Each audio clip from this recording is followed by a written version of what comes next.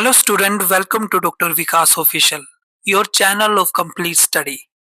Dear student, current affair question की series में आइए आज देखते हैं 11 नवंबर 2024 के कुछ इंपॉर्टेंट करंट अफेयर के क्वेश्चंस। डियर स्टूडेंट, पहले करंट अफेयर की बात करते हैं। तो the 83rd annual session of the Indian road Congress is in Raipur, Chhattisgarh. Union minister Nitin Gadkari inaugurated the 4-day event ending on November 11. तो 83rd एनुअल सेशन जो इंडियन रोड कांग्रेस का था वो रायपुर छत्तीसगढ़ में यहाँ पे समापन हो चुका है। और मैं आपको बता दूं कि यूनियन मिनिस्टर नितिन गडकरी जो कि रोड और ट्रांसपोर्ट मिनिस्टर है, उन्होंने जो है इस 4 दिन के इवेंट को जो है इनॉग्रेट किया था और आज 11 नवंबर को जो है इसका समापन जो है वो हो। बढ़ते अगले करंट अफेयर की ओर, तो प्रेसिडेंट द्रौपदी मुर्मू ने जो है वो आईएनएस विक्रांत को जो है यहाँ पे जो है वो विटनेस किया है। बता दूं कि आईएनएस विक्रांत जो है वो इंडिजिनसली डिजाइन और बिल्ट एयरक्राफ्ट कैरियर है और इसी के साथ जो है इंडिया के पास जो है वो 3 एयरक्राफ्ट कैरियर यहाँ पे हो जाते हैं। यहाँ पे देखने वाली बात ये रहेगी कि ये जो है वो इंडिजिनस है और इसका डिजाइन जो है वो Indian navy warship design bureau ने जो है यहाँ पे किया है और इसकी कंस्ट्रक्शन जो है वो कोचीन शिपयार्ड लिमिटेड द्वारा जो है वो यहाँ की गई है। तो इसको भी याद रखें, कंस्ट्रक्शन जो है वो शिपयार्ड लिमिटेड ने की है और जो यहाँ पे डिजाइन है वो नेवी वारशिप डिजाइन ब्यूरो ने जो है इसका डिजाइन जो है वो बनाया है।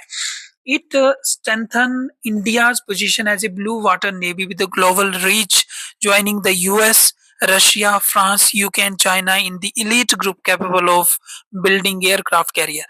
तो इसी के साथ जो है वो इस डिजाइन के साथ ही जो है इंडिया जो है वो यूएस, रसिया और फ्रांस, यूके और चाइना जैसे इलीट ग्रुप के में जो है वो शामिल हो जाता है, जो कि एयरक्राफ्ट कैरियर को जो है वो बनाने की क्षमता जो है यहाँ पे रखता है।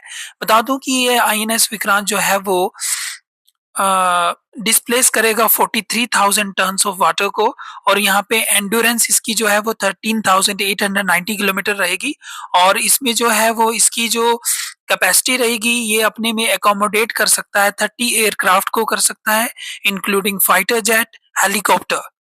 It use the STOBAR method और एयरक्राफ्ट ऑपरेशन, ये स्टोबर मेथड को यूज करेगा ऑपरेशन के दौरान। नेक्स्ट करंट अफेयर की तरफ बढ़ते हैं डियर स्टूडेंट। तो Indian council of agricultural research national research centre on equine in Hisar has been granted WOAH reference laboratory status for equine piroplasmosis. तो यहाँ पे मैं बता दूं कि हिसार के अंदर जो आपकी रिसर्च सेंटर है, नेशनल रिसर्च सेंटर, जो कि एक्वाइन का मतलब ये हुआ कि जो घोड़ों के लिए जो यहाँ पे रिसर्च का सेंटर है हिसार में, तो उसको जो है वो world organization for animal health ने जो है यहाँ पे WOH की जो फुल फॉर्म यहाँ पे हो जाती है world organization for animal health यहाँ पे हो जाता है। तो ये world organization for animal health ने जो है इस हिसार वाले इंस्टीट्यूट को जो है वो यहाँ पे जो है वो इस सेंटर को जो है वो यहाँ पे ग्रांट किया है स्पेशल स्टेटस लेबोरेटरी का और ये जो है वो यहाँ पे जो है वो पायरोप्लाज्मोसिस की जो है यहाँ पे स्टडी की जाएगी। A significant achievement for India's animal health sector, जो कि एक सिग्निफिकेंट अचीवमेंट है हमारे लिए। The disease is thick bone protozoal disease, ये जो पायरोप्लाज्मोसिस होती है ये जो प्रोटोजोआ से होने वाली जो है वो डिजीज है और ये डिजीज जो है वो अफेक्ट करती है हॉर्स को, अफेक्ट करती है म्यूल्स को, करती है डोंकीज और जिब्राज को यहाँ पे जो है इफेक्ट यहाँ पे करती है। बढ़ते हैं नेक्स्ट करंट अफेयर की तरफ। तो Bengaluru first digital population clock was inaugurated at Institute for Social Economic Change. It provides real-time population estimate for Karnataka and India. The project is a joint effort of ISEC and the Union Ministry of Health and Family Welfare. तो बेंगलोर जो है वो first digital population clock जो है यहाँ पे बेंगलुरु ने जो है वो इनॉग्रेट की है और ये कहाँ पे हुई है? Institute for social economic change में जो है वो इनॉग्रेशन हुई है। ये जो है वो प्रोवाइड करेगा रियल टाइम पॉपुलेशन एस्टीमेट को, और ये जो है वो real time population estimate Karnataka और इंडिया का दोनों को प्रोवाइड करेगा। और ये जो प्रोजेक्ट है, ये प्रोजेक्ट जो है वो जॉइंट एफर्ट है किसका, आईएसईसी का, जो कि institute for social economic change है, और किसका, union ministry of health and family welfare का एक जॉइंट जो है एफर्ट यहाँ पे देखने को मिला है। बात करते हैं अगले करंट अफेयर की डियर स्टूडेंट। तो 4V मूवमेंट, अगर आपने न्यूज़पेपर में पढ़ा होगा, 4V मूवमेंट जो है वो साउथ कोरिया में 2018 में जो है वो वुमेन्स के द्वारा स्टार्ट की गई थी। और इसमें क्या है 4V मूवमेंट में कि it promote abstaining from dating, sex, marriage and child birth with man. तो ये प्रमोट करता है कि डेटिंग, सेक्स, मैरिज और चाइल्ड बर्थ जो है वो मैन के साथ को जो है वो अवॉइड करता है। Recent surge of 4V movement in the US. ये क्यों 4V मूवमेंट की बात फिर से होने लगी है, क्योंकि आपने देखा है कि अमेरिका में जो है वो प्रेसिडेंट का इलेक्शन हो चुका है और उसमें डोनाल्ड ट्रंप जो है वो फिर से आ गए हैं। तो डोनाल्ड ट्रंप के बनते ही जो है इसमें रिसेंटली जो है एक सर्ज देखी गई है। 4V मूवमेंट ने जो है फिर से जो है वो यहाँ पे जो है वो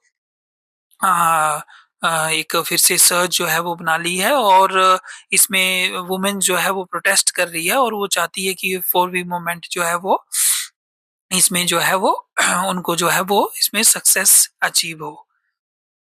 करते हैं अगले करंट अफेयर की। तो इजराइल कार्ड्स जो है वो न्यू डिफेंस मिनिस्टर इजराइल के बन गए हैं।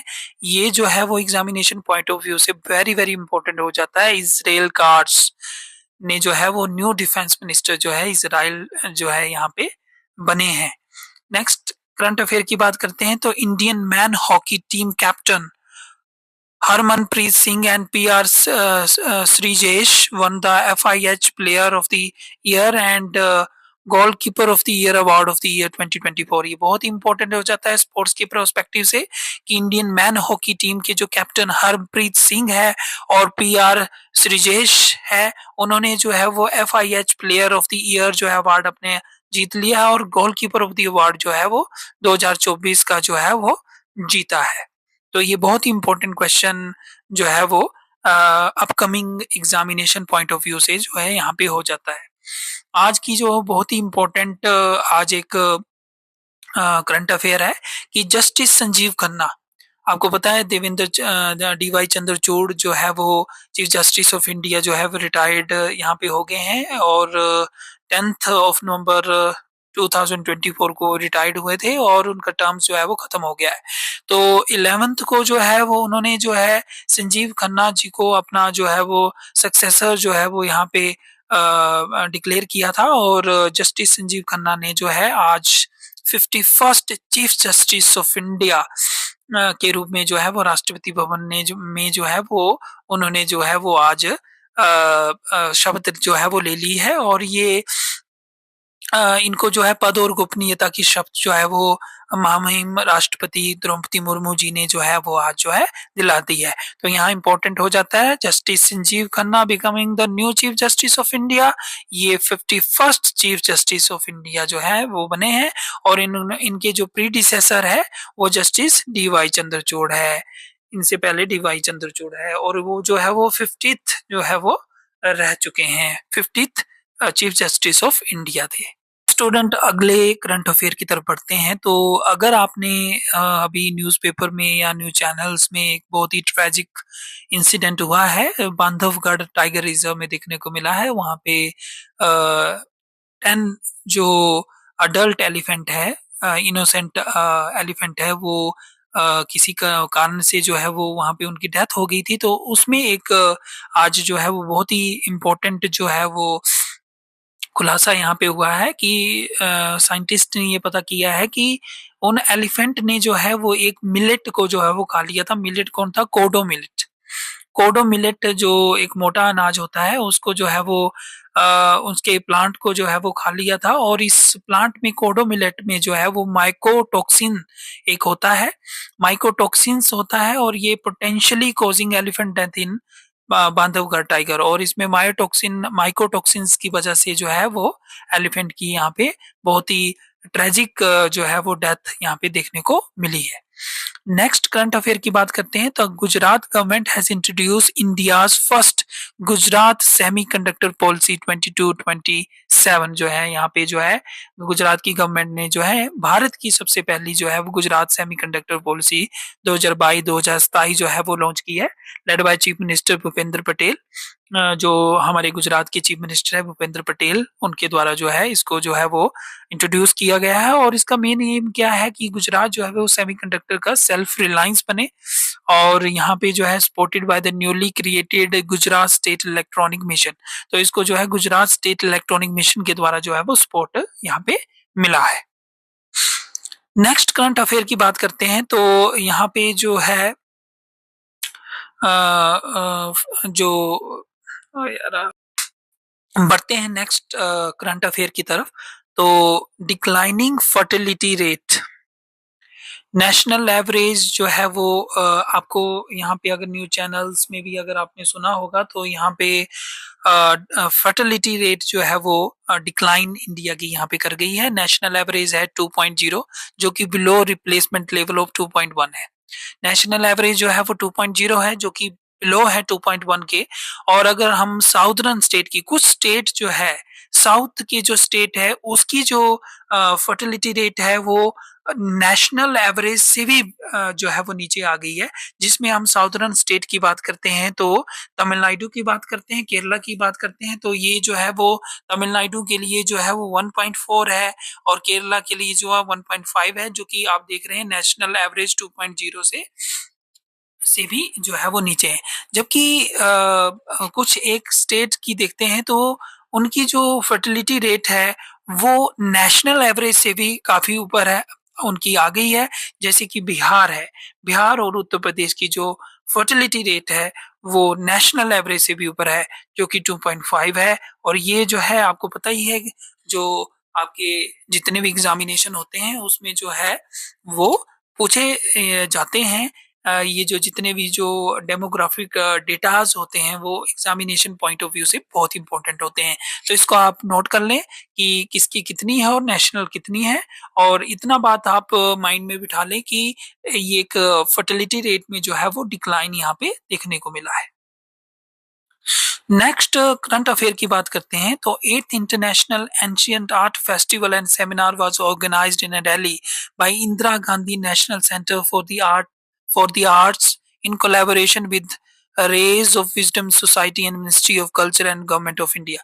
तो एक सोसाइटी है हमारी रेज ऑफ विजडम सोसाइटी और ministry of cultural government of India, ministry of culture जो कि गवर्नमेंट ऑफ इंडिया की मिनिस्ट्री है, उन्होंने जो है वो 8th international ancient art festival यहाँ पे और सेमिनार जो है वो न्यू दिल्ली के इंदिरा गांधी नेशनल सेंटर में जो है स्टार्ट किया है। तो ये 8th इंटरनेशनल जो है वो फेस्टिवल जो है एंशियंट आर्ट फेस्टिवल और सेमिनार है। बात करते हैं उत्तर प्रदेश की तो उत्तर प्रदेश में चीफ मिनिस्टर योगी आदित्यनाथ ने रिसेंटली जो है वो first double decker electric bus की जो है वो कैपिटल लखनऊ के अंदर जो है वो शुरुआत की है। बता दें कि CM launched it during the Akanksha heart programme organized at Indira Gandhi Pratishthan. तो ये जो है सीएम योगी ने जो है आकांक्षा हार्ट प्रोग्राम के दौरान जो है वो इंदिरा गांधी प्रतिष्ठान से जो है वो इसको जो है वो लॉन्च किया है। The chief minister has also announced A 50% discount on ticket for women in this double decker electric bus services. तो ये जो double decker electric bus services यहाँ पे सीएम योगी आदित्यनाथ जी ने शुरू की है, तो इसमें जो है वो महिलाओं के लिए जो है वो 50% जो है वो यहाँ पे टिकट में जो है वो छूट यहाँ पे दी गई है। नेक्स्ट करंट अफेयर की तरफ तो यहाँ से चलते हैं। ये डियर स्टूडेंट ये वाला जो है वो हमने पिछली स्लाइड में कवर कर लिया, एक्सीडेंटली जो है वो इसमें आ गया है। तो नेक्स्ट करंट अफेयर यहाँ से शुरू करते हैं। तो आपको पता है टुडे इज 11th नवंबर और डियर स्टूडेंट आज जो है वो नेशनल एजुकेशन डे है और ये जो है वो सेलिब्रेट किया जाता है 11th नवंबर को। किसके ऑनर में किया जाता है? Honour the birth anniversary of Maulana Abdul Kalam Azad. आपको पता है Maulana Abdul Kalam who is the first education minister of of independent India, जो कि स्वतंत्र भारत के पहले एजुकेशन मिनिस्टर थे। उनकी बर्थ एनिवर्सरी को जो है वो हम जो है वो एजुकेशन डे जो है यहाँ पे बनाते हैं। तो डियर स्टूडेंट, मौलाना अब्दुल कलाम आजाद का जो कंट्रीब्यूशन है प्राइमरी और सेकेंडरी एजुकेशन को प्रमोट करने के लिए, तो उनकी याद में जो है हम उनको जो है बनाते हैं। And he became the youngest president of Indian national Congress in the year 1923 at the age of 35। तो मौलाना अब्दुल कलाम आजाद की बात करें तो ये यंगेस्ट प्रेसिडेंट जो है वो इंडियन नेशनल कांग्रेस के बन गए थे 1923 में। और उस समय जो है इनकी एज जो है वो 35 थी। तो ये बहुत इंपॉर्टेंट है कि मौलाना अब्दुल कलाम आजाद जो है हमारे इंडियन नेशनल कांग्रेस के जो है वो प्रेसिडेंट भी यहाँ पे रहे हैं और 35 एज में रहे। और वो अब तक के जो है इंडियन नेशनल कांग्रेस के जो प्रेसिडेंट रहे हैं उनमें जो है यंगेस्ट, फर्स्ट यंगेस्ट जो थे वो प्रेसिडेंट वहां पे थे। डियर स्टूडेंट, अगले करंट अफेयर की तरफ पढ़ते हैं। तो तैयब इकराम, तैयब इकराम, मोहम्मद तैयब इकराम जो है वो has been elected as the president of international hockey federation. तो इंटरनेशनल हॉकी फेडरेशन की इनको प्रेसिडेंट जो है वो चुन लिया गया है for the second consecutive term, यानी कि दूसरे जो टर्म्स के लिए वो जो है वो चुन लिया गया है। यानी कि वर्तमान में भी तैयब इकराम ही जो है वो president of international hockey federation के हैं। और इकराम ने जो है वो 79 जो है वो वोट यहाँ पे सिक्योर किए हैं 126 वोट में। और ये जो है वो 49th FIH कांग्रेस इन मस्कट में, जो ओमान में है मस्कट में, तो 49th जो है वो इंटरनेशनल हॉकी फेडरेशन की यहाँ पे जो है कांग्रेस की जो है बैठक वहां पे चल रही थी और मस्कट ओमान में ये चल रही थी। और इन्होंने जो है वहां पे इनको जो है वो तैयब इकराम को जो है वो प्रेसिडेंट इंटरनेशनल हॉकी फेडरेशन का चुन लिया गया है। और इकराम ने जो है अपने जो राइवलरी थे मार्क कॉड्रॉन जो कि बेल्जियम के थे उनको जो है वो हरा दिया है। और इन्होंने जो है वो इकराम साहब ने जो है वो 79 वोट सिक्योर किए। वहीं जो इनके जो राइवलरी थे उन्होंने जो है वो 47 ही यहाँ पे वोट जो है वो प्राप्त कर पाए हैं। और डियर स्टूडेंट, आज के लास्ट करंट अफेयर की तरफ बढ़ते हैं। तो लास्ट करंट अफेयर जो है वो साउथ इंडिया से जो है वो खबर है। Legendary Tamil actor Delhi Ganesh passes away at 80। तो लेजेंडरी तमिल एक्टर जो दिल्ली गणेश जी थे वो जो है वो 80 के उम्र में उनका जो है वो यहाँ आज 11 नवंबर को जो है वो देहांत यहाँ पे हो चुका है। Thanks for watching. और करंट अफेयर की वीडियो देखने के लिए मेरे YouTube चैनल डॉक्टर विकास ऑफिशियल को लाइक करें, सब्सक्राइब करें और शेयर करें। Thank you student.